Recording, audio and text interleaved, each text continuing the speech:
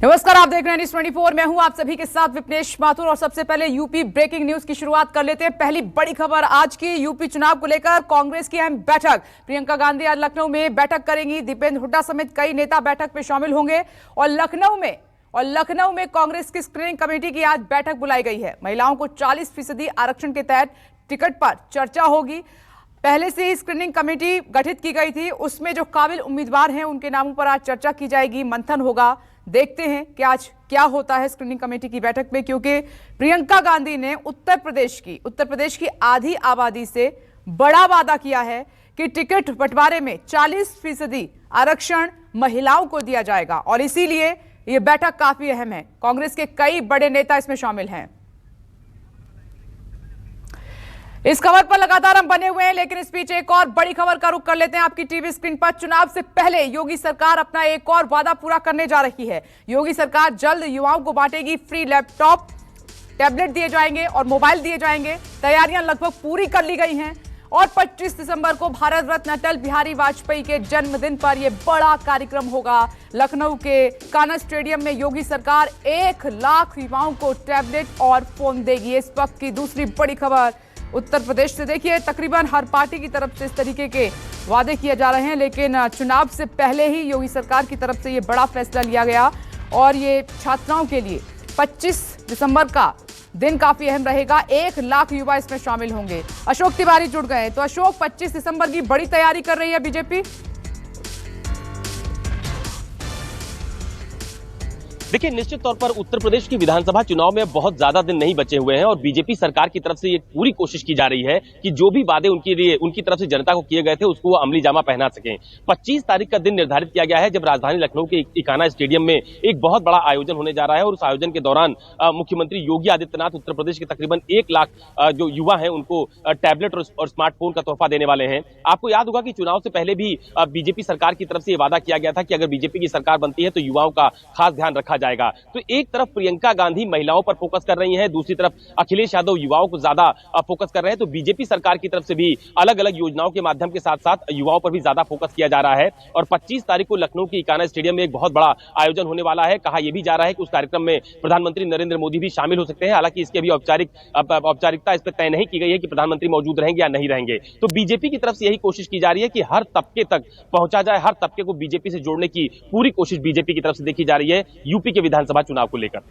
ठीक है अशोक, बने रहें। दूसरी बड़ी खबर का रुख कर लेते हैं। यूपी चुनाव को लेकर कांग्रेस की अहम बैठक की हम बात लगातार कर रहे हैं। प्रियंका गांधी आज लखनऊ में हैं, बैठक करेंगी और इसमें पार्टी के कई बड़े नेता शामिल हो रहे हैं, जैसे दीपेंद्र हुड्डा समेत कई बैठक में बड़े चेहरे आपको नजर आएंगे। लखनऊ में कांग्रेस की स्क्रीनिंग कमेटी की आज बैठक बुलाई गई है। महिलाओं को 40% आरक्षण के तहत टिकट पर चर्चा होनी है। अशोक,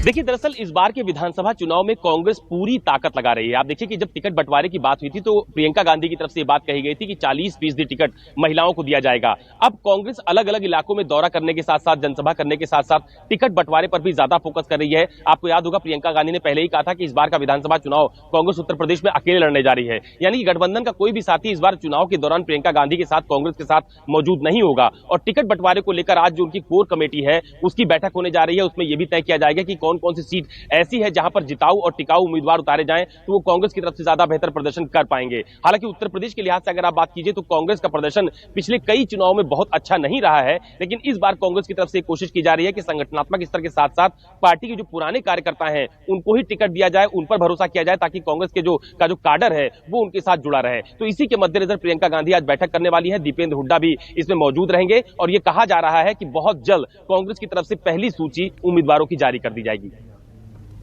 बने रहे अशोक तिवारी आप हमारे साथ। आगे बढ़ते हैं, एक और breaking news. CM Yogi Adityanath आज यूपी के जौनपुर दौरे पर हैं और इस मौके पर सीएम योगी के साथ केंद्रीय मंत्री नितिन गडकरी भी मौजूद रहेंगे। सीएम योगी कई परियोजनाओं का आज लोकार्पण करने जा रहे हैं और जौनपुर में जनसभा को भी संबोधित करेंगे सीएम योगी। तो बड़ा कार्यक्रम है अशोक जौनपुर में और आज 1500 करोड़ की सौगात मिल रही है। देखिए, निश्चित तौर पर आप देखिए कि जैसे जैसे चुनाव नजदीक आ रहे हैं, मुख्यमंत्री योगी आदित्यनाथ के साथ साथ केंद्रीय कैबिनेट के बहुत सारे मंत्री उत्तर प्रदेश के दौरे पर हैं। आज भी नितिन गडकरी उत्तर प्रदेश के दौरे पर हैं। जौनपुर के साथ साथ मुख्यमंत्री योगी आदित्यनाथ को वाराणसी भी जाना है, मिर्जापुर भी जाना है, अलग अलग जगहों का दौरा लगातार किया जा रहा है। तो बीजेपी की अगर आप इधर स्ट्रेटेजी पर नजर डालिए तो उनकी तरफ से ये कोशिश की जा रही है कि डेवलपमेंट की जो भी योजनाएं जिनको वो जनता के बीच में ले जाना चाहते हैं, चुनाव से पहले उनका शिलान्यास या लोकार्पण किया जा रहा है। दूसरी तरफ बीजेपी नेताओं के बयान पर नजर डालिए तो ऐसे बयान भी दिए जा रहे हैं जिससे जो पोलराइजेशन की एक पॉलिटिक्स कहा जाता है, ध्रुवीकरण, उसको मतों का ध्रुवीकरण भी करने की कोशिश की जा रही है। यानी कि डेवलपमेंट की योजनाओं के साथ साथ जो चुनावी मुद्दे हैं उन पर भी आप बयान अगर बीते दिनों पर नजर डालिए तो हर तरह से बीजेपी ये पूरी कोशिश कर रही है कि डेवलपमेंट के एजेंडे पर वो आगे बढ़ रही है। और जगह जगह पर यह भी कोशिश की जा रही है बीजेपी की तरफ से, चाहे वो रैलियां निकालने की बातचीत हो या फिर रथ यात्राएं निकालने की बातचीत हो। आप देखिए बीते दिनों उत्तर प्रदेश के अलग अलग जनपदों से 6 यात्राएं निकाली गई जो कि बीजेपी सरकार की उपलब्धियों को जनता के बीच तक पहुंचाने का काम कर रही है। तो बीजेपी के लिए इस बार का विधानसभा चुनाव भी बेहद अहम है, क्योंकि बीजेपी को दोबारा सत्ता में वापसी के लिए पूरी कोशिश जो करनी पड़ रही है वो हम लोग तस्वीरों में देख पा रहे हैं। लगातार ताबड़तोड़ दौरे भी हो रहे हैं। तो बीजेपी की तरफ से कोशिश यही की जा रही है कि डेवलपमेंट की तमाम सारी योजनाओं के साथ साथ सरकार की जिन जिन योजनाओं को जनता के बीच में भेजा जा सकता है, ले जाया जा सकता है, उस दिशा में बहुत ठोस कदम इन दिनों देखने को मिल रहे हैं। अशोक तिवारी, बहुत बहुत शुक्रिया आपका इन तीनों बड़ी खबरों पर जानकारी देने के लिए।